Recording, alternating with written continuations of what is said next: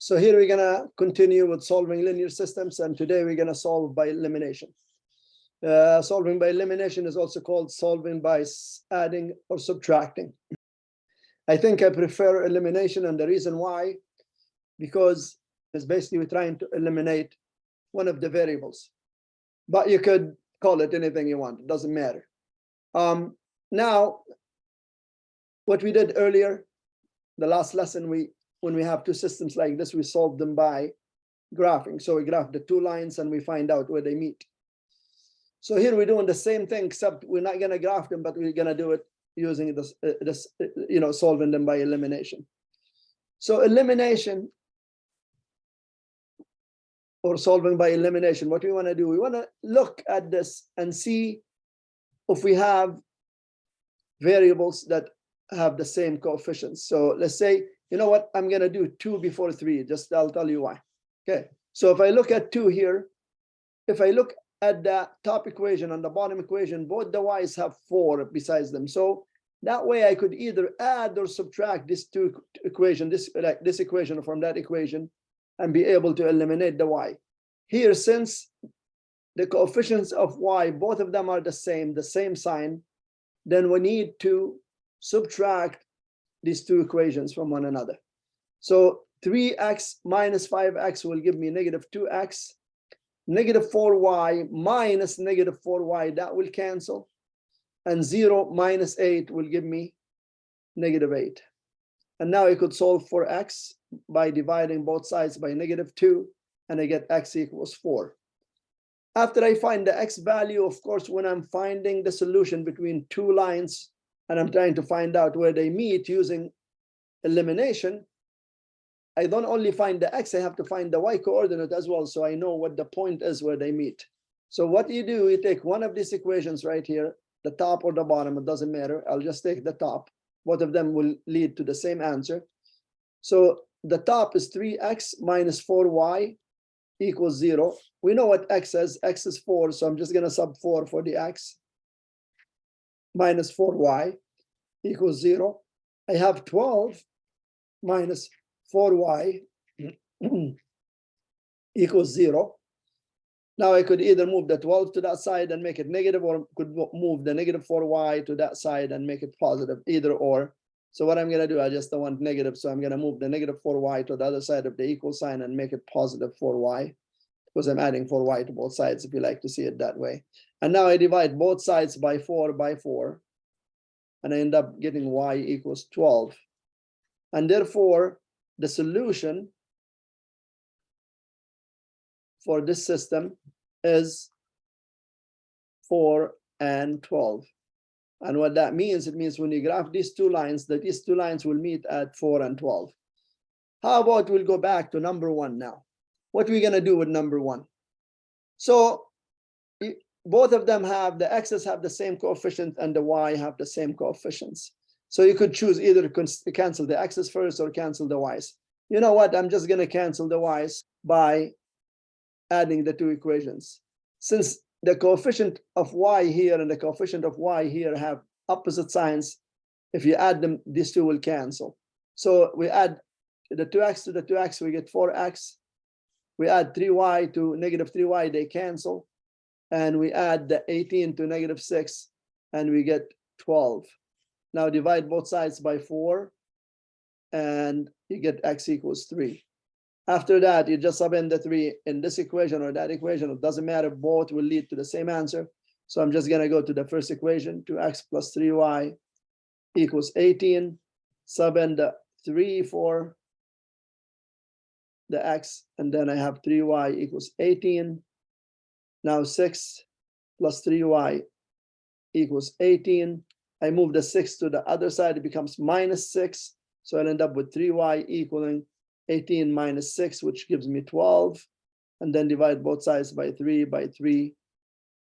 It gives me y equals 4. So therefore,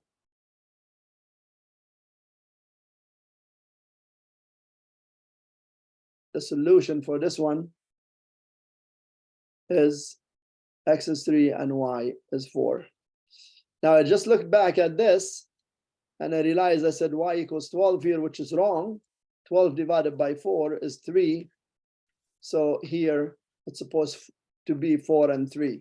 So the solution here was 3 and 4, and here is 4 and 3. Now let's say you want to test what you've done is right or wrong. So let's say when I wrote 4 and 12 here, if I take it and test it for both equations, then I realize that I done something wrong. So, but the solution is 4 and 3. So let's test 4 and 3 right here in this equation. So if we test 4 and 3, the solution we found for number 2, and we sub in 4 for the x and 3 for the y in both equations. So the first equation is 3 times x, which is 4, minus 4 times 3. Does that give me 0? So 12 here and then 12 there. So 12 minus 12 will end up giving me 0. 0 equals 0. So I know, we know definitely it's right for the first equation. Let's make sure it works for the second equation as well, this point here. So it's 5x, so 5 times 4, because x is 4, minus 4 times y is 3, so 3. That should equal 8. Now we have 20 minus 12. That's 5 times 4 is 20, and that's 4 times 3 is 12. 20 minus 12 is 8, so we get 8 equals 8. Then we know for sure this answer that we gotten is correct. And you could do that for all the equations. Okay, so we're going to do one more question. And it's this one. Now here when we look at this equation, we realize the coefficients of x are not the same and the coefficients of y are not the same. So I'm going to do one more question, and then I'm going to do a second lesson on this next time. And I'll tell you what the next lesson is going to be all about. It's all related to this, but we just have to do a little bit more. So here, if I look at this equation and this equation, I need to make either the x's have the same coefficients or the y have the same coefficients. How can I do that? So for this one here, I know if I multiply the equation on top by 2, so multiply the whole thing by 2, eh? So 2 times 5x will give me 10x, and 2 times 2y will give me plus 4y equals, and 2 times 5 is 10. And then the second equation, I'm not going to multiply it by anything, just going to put it underneath. So 3x minus 4y equals negative 23. Now, when we multiply this by 2, and we're allowed to do that as long as we multiply the left side and the right side, we didn't lose the balance of the equation, so that's fine. Now here we could see that the y's here have a 4 and this has a negative 4. So now I know I could eliminate the y's by adding these two equations. 10 plus 3 is 13x. This plus this will cancel. And 10 plus negative 23 will give me negative 13. Now I divide both sides by 13 by 13. I get x to equal negative 1. After getting x equals negative 1, I go to any of these equations here. So maybe the 10x plus 4y equals 10. I sub in the value for x, which is negative 1. So 10 times negative 1 plus 4y equals 10. That's negative 10 plus 4y equals 10. Now, when we move the negative 10 to this side of the equal sign, to the right side of the equal sign, it becomes plus. So it will be 4y equals 10 here plus the 10, because when it moves here, it becomes plus 10. So that gives me 20.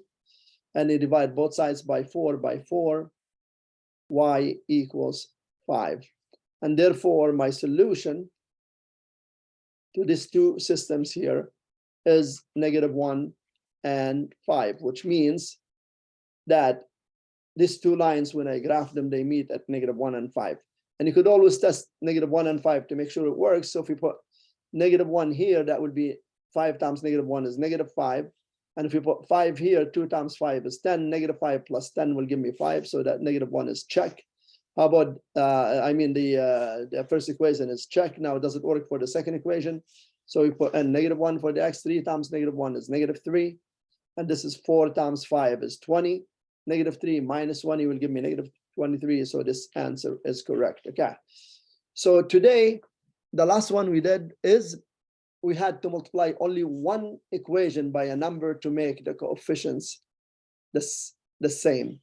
But how about if we ended up with 5x plus, let's say 6y equals 5, and 3x minus 4y equals negative 23. Now we know in this situation we cannot, it's not clear what number we multiply one equation by to make the coefficients of the y or the coefficient of x are to make them the same. That's not clear because you have to use decimals and stuff. In this case, I'm going to show you something different when you don't have coefficients that you could make, you could easily make them the same like we did here, just multiplying the top by 2, and that ended up being the same right here. So here, that's what I'm going to do on the next lesson, show you when we don't have anything that could be manipulated easily to have the same coefficients of one variable. Okay, so I'll see you next time for that as a continuation to teaching the curriculum of grade 10 math in Canada. Keep on supporting by hitting the like button, comment if you like, and most importantly, subscribe. Till next time, bye-bye.